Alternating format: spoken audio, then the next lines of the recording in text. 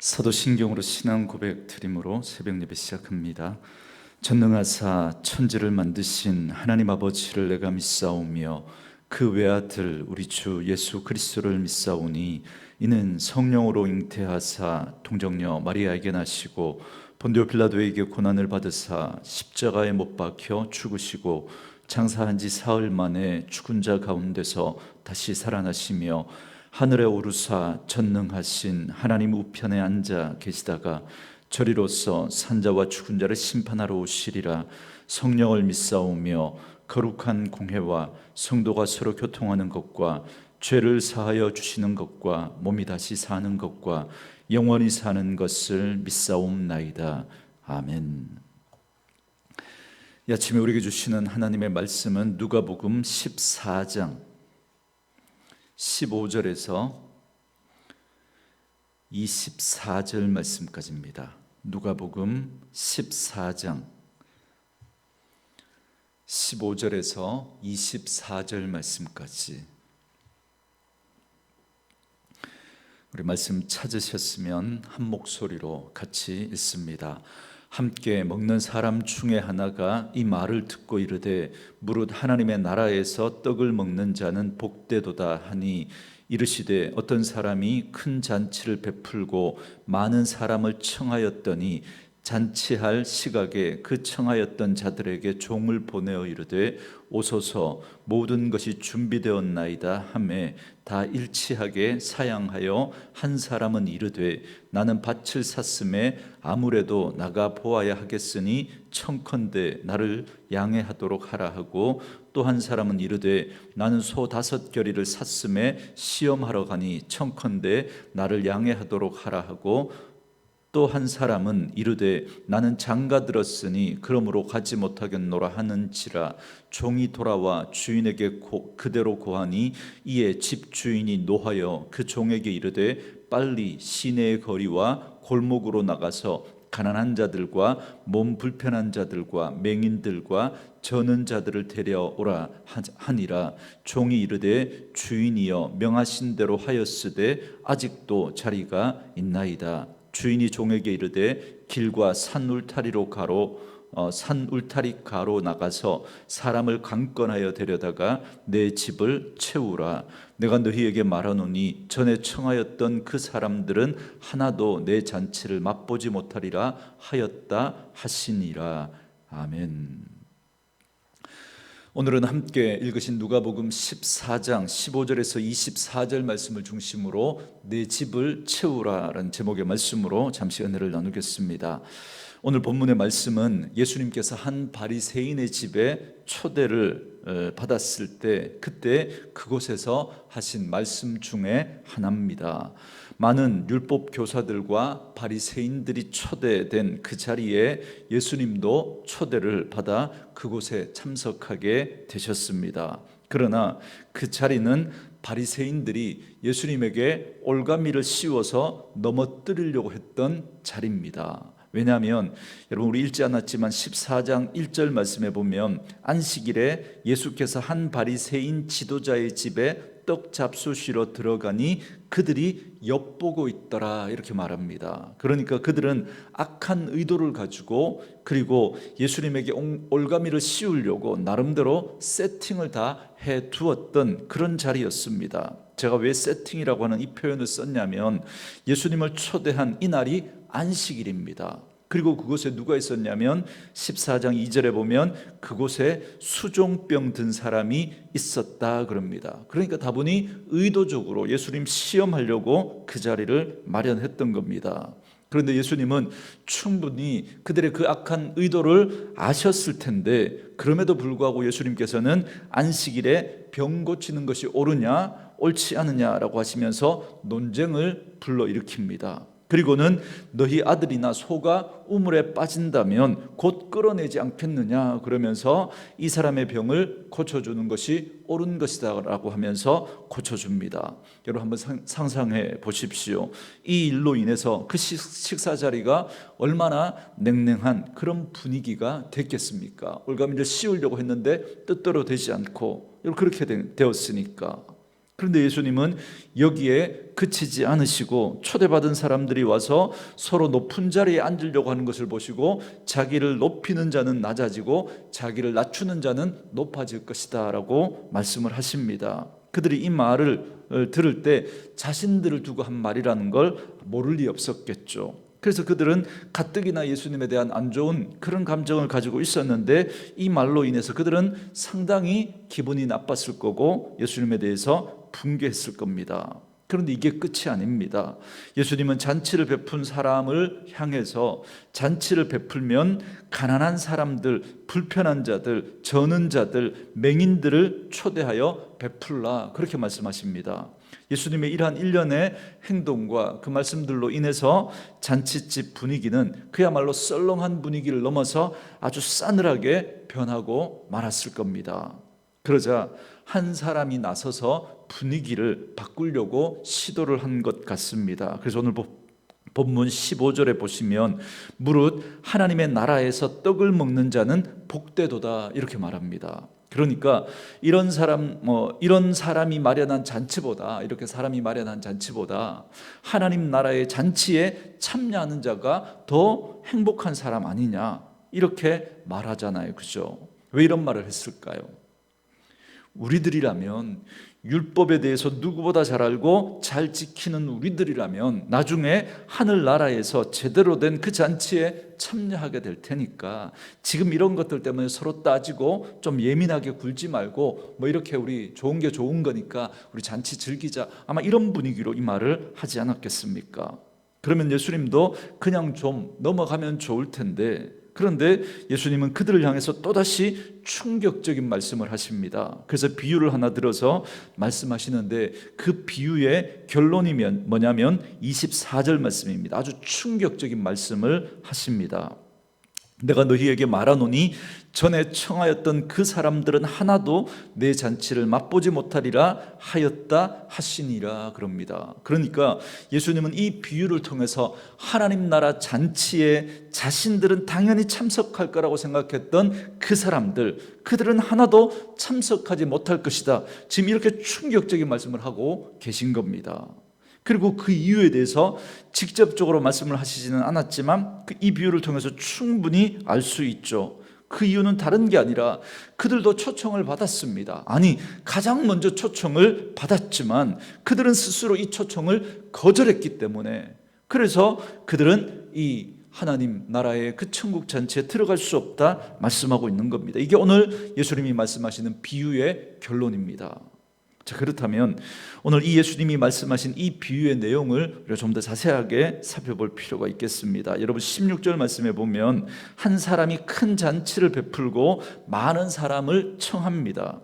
여러분 유대인의 잔치에는 보통 초대받은 사람만 참석할 수 있습니다. 돈이 많고 권력이 있어도 주인이 그 잔치에 초대하지 않으면 참석할 수가 없는 거죠. 왜냐하면 기본적으로 그 잔치는 그 잔치를 베푼 주인의 호의고 자비고 은혜이기 때문에 그 주인이 초대한 사람만 참석할 수가 있기 때문에 그렇습니다. 그런 개념을 가지고 이해하면 오늘 예수님의 이 비유의 말씀을 우리는 충분히 알 수 있습니다. 여러분 여기서 많은 사람을 초대했다 이 말은 여러분 바로 이스라엘 백성들을 가리키는 겁니다. 그러니까 그들은 아브라함에게 주신 언약을 통해서 하나님 나라에 가장 먼저 초대받았던 사람들입니다. 그래서 17절 말씀에 보면 잔치를 마련한 주인은 이미 초청한 자들에게 종들을 보내서 이에 이제 잔치가 준비되었으니까 오라는 그런 메시지를 전하게 됩니다. 여러분 이 비유를 들으니까 바로 연상이 되지 않습니까? 예수님께서 공생의 사역을 시작하시기 전에 세례 요한이 가장 먼저 전했던 메시지도 그렇고 그리고 예수님께서도 공생의 사역을 하면서 가장 먼저 전했던 메시지가 뭐였습니까? 회개하라 천국이 가까웠느니라. 여러분 이 말씀이잖아요. 그러니까 이스라엘 백성들이 거의 2000년 동안 기다려왔던 그 하나님 나라의 그 만찬 자리가 준비되었으니까 이제 오라고 참석하라고 그들을 초청하고 그들을 부르고 계신 겁니다. 그런데 이스라엘 백성들은 그 요청에 대해서 어떻게 반응했습니까? 18절 말씀에 다 일치하게 사양하여 한 사람은 이르되 나는 밭을 샀음에 아무래도 나가보아야 하겠으니 청컨대 나를 양해하도록 하라 그럽니다. 그러니까 초청받은 사람들이 하나같이 다 주인의 초대를 거절했다는 겁니다. 아주 부득이한 경우라면 여러분 어쩔 수 없겠지만, 그러나 그들이 거절한 이유는 그렇지 않습니다. 그들이 거절한 이유가 뭐냐면 밭을 샀으니까 나가봐야 되겠다는 거예요. 소 5겨레를 샀으니까 시험해 봐야 한다는 겁니다. 장가를 들었으니까 못 가겠다는 겁니다. 여러분 절대 오해하지 마십시오. 이런 일들이 중요하지 않다고 제가 말씀드리는 게 아닙니다. 이런 일보다 교회 일이 더 중요하니까 교회 일 열심히 해야 돼, 이런 의도로 여러분 이 말씀 사용하면 안 됩니다. 여러분 이런 일 중요한 일이죠. 그러나 오늘 이 비유는 천국 잔치에 초대되었는데 그 주인의 초청을 무시할 만큼 충분한 이유가 되지 않는다는 겁니다. 그리고 이 초청장은 미리 보내졌던 겁니다. 그러니까 미리 약속을 받은 잔치였던 거죠. 그런데 왜 하필이면 그 잔치 당일에 이 일을 해야 한다고 거절한단 말입니까? 그들의 이 악한 의도를 예수님 지금 이야기하고 있는 겁니다. 그렇기 때문에 아마 예수님의 이 비유를 듣고 있었던 유대인들은 그 주인의 초청을 거절한 그 사람들이 악하고 무례하다고 생각했을 겁니다. 그런데 그 이야기는 바로 누구를 가리키냐면 유대인들 자신들의 이야기라는 겁니다. 하나님께서 하나님 나라의 잔치를 베푸셨고 이제 그 잔치에 오라고 초대장을 보냈지만 그들은 예수님을 거절했다는 겁니다. 그래서 원래 초대된 사람들이 하나같이 거절했다는 소식을 듣고 주인이 화가 났습니다. 이걸 거절한 자들에 대한 분노죠. 그래서 주인은 그 만찬에 이제 다른 사람을 초대하게 됩니다. 그래서 주인은 종에게 이렇게 말합니다. 21절 말씀에 종이 돌아와 주인에게 그대로 고하니 이에 집주인이 노하여 그 종에게 이르되 빨리 시내의 거리와 골목으로 나가서 가난한 자들과 몸 불편한 자들과 맹인들과 저는 자들을 데려오라 하니라 그럽니다. 그러니까 주인은 시내의 거리와 골목에 가난한 자들과 몸이 불편한 자들, 장애인들 만나면 그들 데리고 오라는 겁니다. 그들을.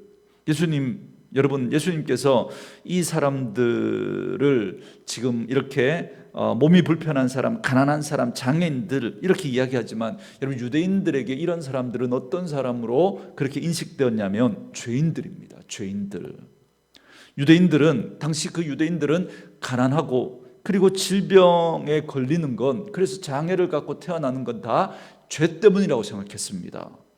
그래서 날 때부터 소경된 자를 가리켜서 이 부모 죄 때문입니까? 아니면 자기 죄 때문입니까? 그렇게 묻잖아요. 죄로 인한 거라는 거죠. 가난도, 질병도, 장애도 죄를 지어서 하나님께 천벌을 받았다 이렇게 생각한 거죠. 그러니까 유대인들은 그들을 하찮게 여겼고 당연히 하나님 나라의 그 만찬에 들어갈 수 없는 사람들로 여겼던 겁니다. 그런데 오히려 그런 사람들이 자신들의 자리를 대신해서 만찬에 초대를 받게 되었다는 겁니다. 그뿐만 아니라 아직도 잔치 자리가 남아있다라는 그 소리를 듣습니다. 그러자 23절에 보니까 길과 산울타리로 가서 산울타리가로 가서 사람들을 강권하여 데리고 오라, 그렇게 종들에게 명령하죠. 여러분 여기서 길과 산울타리가로 나가라, 이 말은 무슨 말이냐면 그러니까 성 밖을 말하는 겁니다. 성 밖. 그러니까 이스라엘 백성들이 아닌 이방인들을 가리키는 말인 거죠. 여러분 유대인들에게 있어서 이방인들은 지옥불에 그 땔감으로 쓰기 위해서 존재하는 자들이 이방인이라고 생각했습니다. 그들은 사람으로 여기지 않았습니다. 개와 같이 짐승으로 여겼던 사람들이 이방인들입니다. 그래서 유대인들은 아침마다 하나님 앞에 감사 기도하는 제목 가운데 하나가 뭐였냐면 자기가 이방인으로 태어나지 않은 거, 뭐 여자로 태어나지 않은 거, 이런 거 감사했다고 그래요. 예전에 그게 문서로도 나와 있습니다. 그런데 그 유대인이 차버린 복을 이제 이방인들이 누리게 될 거라고 지금 예수님이 말씀하고 있는 겁니다. 단순히 이거 전도주일날 이 자리 채우라고 주신 말씀이 아닌 거예요. 이 말씀이. 그래서 오늘 우리가 이 자리에서 하나님을 예배하며 하나님을 아버지라고 부를 수 있게 되는 것이 바로 이런 하나님의 놀라운 은혜 때문에 가능해졌다는 사실입니다. 여러분 우리가 유대인 아닌, 유대인들의 입장에서 보면 우리 이방인들이잖아요. 그런데 유대인들이 차버린 그 복음이 바로 우리에게 하나님의 은혜로 주어진 겁니다.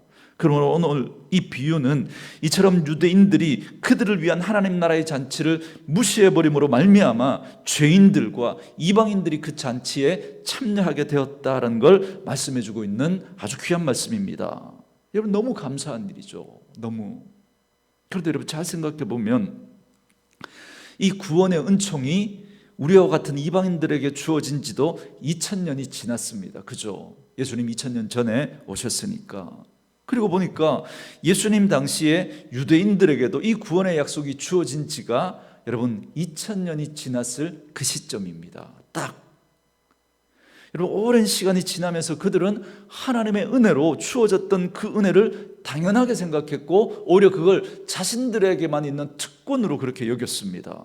그러니까 그들이 하나님의 백성이 된 것이 은혜인데 시간이 지나면서 은혜는 온데간데 없이 사라져버리고 마치 자신은 남들과 다른 그런 존재들이기 때문에 당연히 우리는 이 특권을 누리는 게 맞다고 그렇게 생각을 해버렸던 겁니다. 그런데 여러분, 오늘 우리들의 모습은 어떠냐는 겁니다. 오늘 우리에게 주어진 이 구원의 은총이 하나님의 놀라운 은혜로 주어진 것인데 마치 그것을 특권처럼 여기고, 그래서 예수 믿지 않는 사람들을 우리가 함부로 그렇게 취급하는 그런 우리들의 모습은 없냐는 거예요. 몇 주 전에도 제가 말씀을 드렸던 것처럼 부산의 한 대형 교회가 대면 모임을 금지하던 그 기간에 대면 예배를 강행하면서 사회적인 무리를 일으켰고, 그것 때문에 분노한 시민들이 막 그 분노를 표출하는데, 어떻게든 표출하고 싶으니까 홈페이지에 뭐 글 쓸 수 있는 것도 막혀 있고, 그러니까 그 다음 지도라는 곳에 보면 그 장소에 대한 평가를 사람들이 남기는 그런 곳이 있습니다.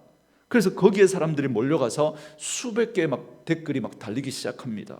그러면서 그 교회를 향해서 온갖 비난의 그런 글들이 올라왔습니다. 그런데 그 교회를 지지하는, 대면 예배 드리는 걸 지지하는 그런 사람들이 간간히 거기에다가 댓글로 적어놓은 걸 제가 보게 되었는데, 어떻게 써놓았냐면 지옥의 불쏘시개로 쓸 사람들의 말 신경 쓸 것 없습니다. 개는 짖어도 기차는 달립니다. 그대로 제가 인용한 겁니다. 그대로. 지금도 보면 확인할 수 있습니다. 여러분, 어떻게 이런 말을 할 수 있습니까? 어떻게? 어쩌면 이렇게 예수님 당시에 유대인들하고 똑같은 생각을 할 수 있습니까? 똑같은 생각을. 우리가 하나님의 자녀가 된 건 은혜입니다. 우리가 뭔가 남들보다 무엇인가 더 많이 한 것이 있고 더 잘한 것이 있다면 그건 하나님께서 베풀어 주신 그 은혜에 대한 우리의 너무나 당연한 반응이고, 그저 은혜 받은 자로서 당연히 해야 할 것을 한 것에 지나지 않는 겁니다. 뿐만 아니라 여전히 우리는 하나님의 그 놀라운 은혜를 받은 걸 생각하면 우리는 무익한 종일 뿐입니다. 말씀으로 이 하루 시작하는 저와 여러분에게 여러분 이 태도와 자세가 있기를 주님의 이름으로 축원드립니다.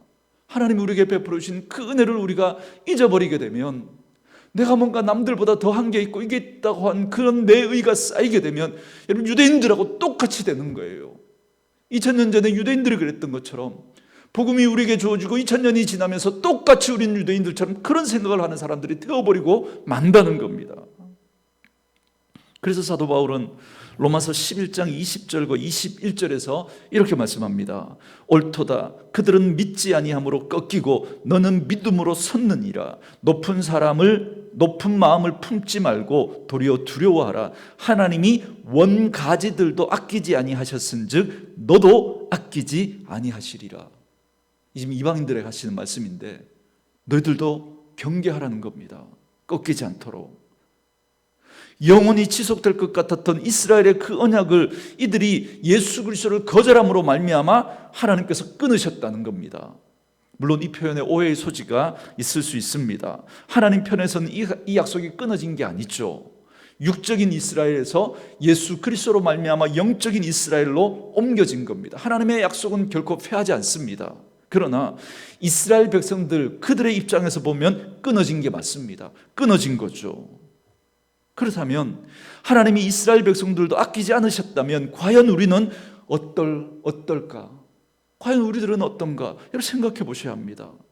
사도 바울이 복음을 들고 그렇게 누비고 다녔던 소아시아 지역의 그 수많은 그 초대교회들이 지금은 흔적도 찾아볼 수 없도록 그냥 성지순례의 유적지로만 그렇게 겨우 흔적을 찾아볼 수 있습니다.